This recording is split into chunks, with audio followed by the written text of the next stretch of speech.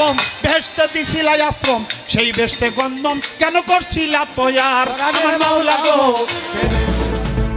বাংলাদেশের আলোচনায় চলে এসেছেন বাউল আবুল সরকার। ইসলাম বিদ্বেষী গান গেয়ে জনতার ধর্মীয় অনুভূতিতে আঘাত দেওয়ার মামলায় তিনি এখন কারাগারে। তার মুক্তির দাবিতে বিভিন্ন জায়গায় সভা সমাবেশ ক্ষোভ করছেন একদল মানুষ।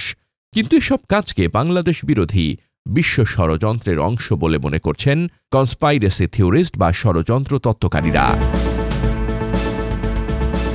এই যেমন ২০২৪ সালের গণঅভ্যুত্থানে ভারত নিয়ন্ত্রিত শেখ হাসিনার আওয়ামী লীগ সরকারের পতনের পেছনে হাজির করা হয়েছে নানা রকম ষড়যন্ত্র তত্ত্ব।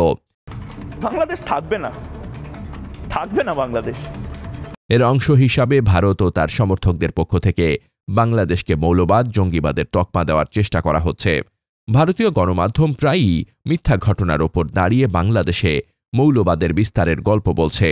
সে গল্প বলতে বলতে তারা ভবিষ্যৎবাণীও করে দিচ্ছে বাংলাদেশ নাকি টিকবে না। এ ভবিষ্যৎবাণী বাস্তবায়ন করতে বাংলাদেশের ভেতরে তাদের অপারেটরদের দিয়ে নানা অপকর্ম ঘটাচ্ছে ভারত। অমুসলিমদের উপাসনালয়ে হামলার চেষ্টা বা সাম্প্রদায়িক সংঘর্ষের চেষ্টা বাংলার জমিনে ব্যর্থ হয়েছে। কিন্তু ষড়যন্ত্রকারীদের অপকর্ম থেমে নেই।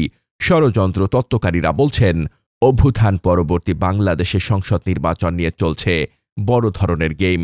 খালেদা জিয়া অসুস্থ, তারেক রহমান লন্ডন থেকে কবে ফিরবেন তা নিশ্চিত নয়। নির্বাচনে বিএনপির মনোনয়ন দেওয়া নিয়ে চলছে সংঘাত, সংঘর্ষ, হত্যাকাণ্ড। তাই এই নির্বাচনে জামায়াতে ইসলামী জিতে যেতে পারে বলে মনে করছেন বিশ্লেষকরা। জামায়াতকে ঠেকিয়ে এই গেম জিততে পলাতক আওয়ামী লীগ নেতাদের ফিরে পেতে চায় বিএনপি। তাই আওয়ামী লীগ নিষিদ্ধ করা বা দলটির বিরুদ্ধে করা মামলা প্রত্যাহারের ঘোষণাও দিয়েছেন বিএনপি মহাসচিব। আমরা ওই প্রতিহিংসা প্রতিশোধের রাজনীতি করব না। আমরা একটা ভালোবাসা, সৌহার্দ্য, সমৃদ্ধি নিয়ে আমরা চলতে চাই। যত মামলা আছে আমাদের বিরুদ্ধে আমরা সমস্ত মামলাগুলো তুলে নেব। ষড়যন্ত্র তত্ত্বকারীদের লেখালেখি অনুযায়ী গেইমের অংশ হিসাবে শেখ হাসিনার শাসনামলে পাচার হওয়া হাজার হাজার কোটি টাকা দিয়ে লবিস্ট নিয়োগ করে ভারত ট্রাম্প প্রশাসনকে বাংলাদেশের বিরুদ্ধে ব্যবহারের চেষ্টা চালাচ্ছে। এরই অংশ হিসেবে বাংলাদেশের নিরাপত্তা উপদেষ্টা ড খলিলুর রহমান দিল্লিতে বৈঠক করেছেন ভারতের নিরাপত্তা উপদেষ্টা অজিত দোভালের সাথে।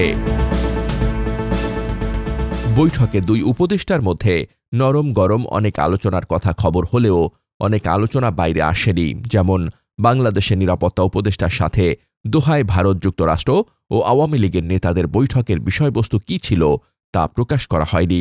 ষড়যন্ত্র তত্ত্বকারীদের তথ্য অনুযায়ী বাংলাদেশের আগামী সংসদ নির্বাচনে আওয়ামী লীগকে অংশগ্রহণের সুযোগ করে দেওয়া হবে।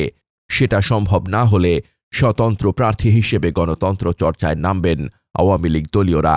আসন ভাগাভাগি করে নির্বাচনের মাধ্যমে বিএনপি বিজয়ী হয়ে সরকার গঠন করবে, আর স্বতন্ত্র লেবাস পরা আওয়ামী লীগের প্রার্থীরা হবে বিরোধী দল। এ পরিকল্পনার আওতায় জামায়াতকে ২২ থেকে ২৫টি আসন এবং এনসিপিকে ৫ থেকে ৭টি আসন দেওয়া হতে পারে। এ পরিকল্পনার আরও নানা শাখা প্রশাখা রয়েছে, সে কথা থাক।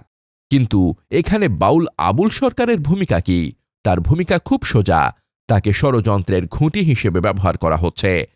কোন সন্তান যদি করে দোষ, পিতাই নাহি করে রোষ, ক্ষমা না করা কার দোষ তুমি কও না গো এবার আমার মাওলা গো। ইসলাম বিদ্বেষী গান গেয়ে জনতার ক্রোধের শিকার হয়ে কারাগারে নিরাপদে আছেন আবুল সরকার। কিন্তু তাকে কেন্দ্র করে দেশের বিভিন্ন জায়গায় ক্ষোভ সমাবেশের নামে সংগঠিত হচ্ছে বামপন্থী, ধর্মনিরপেক্ষতাবাদী ও ছদ্মবেশী আওয়ামী লীগরা। আর সেসব সমাবেশে বাধা দেওয়ার খবরও প্রকাশ করছে তাদের সমর্থক গণমাধ্যম। তাদের উদ্দেশ্য কি? উদ্দেশ্য যুক্তরাষ্ট্রসহ পশ্চিমা বিশ্বের পাশাপাশি এ উপমহাদেশে এটা প্রমাণ করা যে উদার বিএনপি বা ধর্মনিরপেক্ষ আওয়ামী লীগকে ক্ষমতা দেওয়া ছাড়া বাংলাদেশে মৌলবাদের বিস্তার রোধ করা যাবে না। কিন্তু ভারতীয় আধিপত্যবাদের দোসর আওয়ামী লীগ ও শেখ হাসিনার বিরুদ্ধে আমরণ লড়াইকারী বাংলার ছাত্র জনতা মাত্র ১.৫ বছরের ব্যবধানে আবারও তাদের মেনে নেবে বলে মনে করেন না বিশ্লেষকরা।